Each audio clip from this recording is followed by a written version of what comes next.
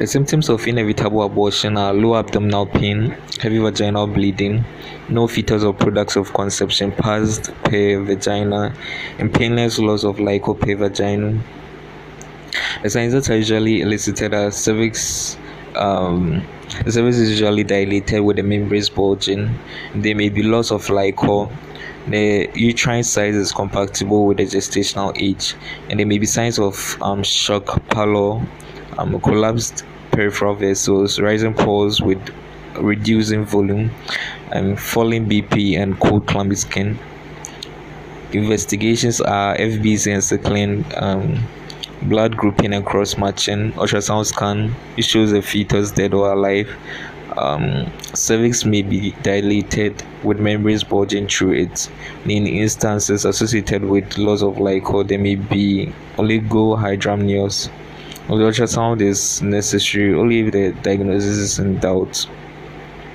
Main treatment objectives are to resuscitate the patient or prevent shock, to relieve pain, to allow the patient to abort, as assist uterine contractions if weak, to evacuate the retained products of conception from the uterus, to determine cause of abortion if recurrent, and to prevent infection with antibiotic prophylaxis, to prevent risk of resource incompatibility in future pregnancies.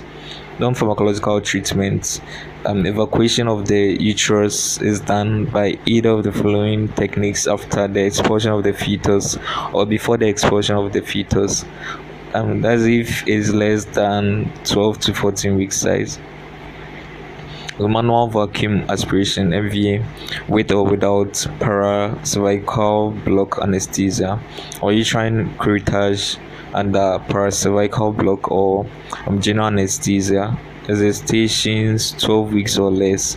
Uterine evacuation under anesthesia, especially when the uterine size is larger than 12 weeks size.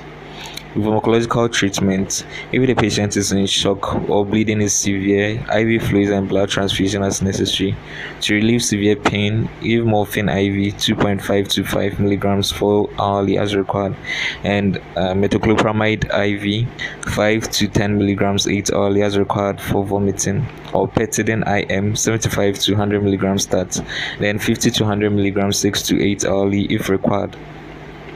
And also promethazine IV or IM 25 milligrams as required, with a maximum of 25 milligrams 6 hourly as required, to reduce the chances of vomiting and to potentiate the analgesic effect of petidine.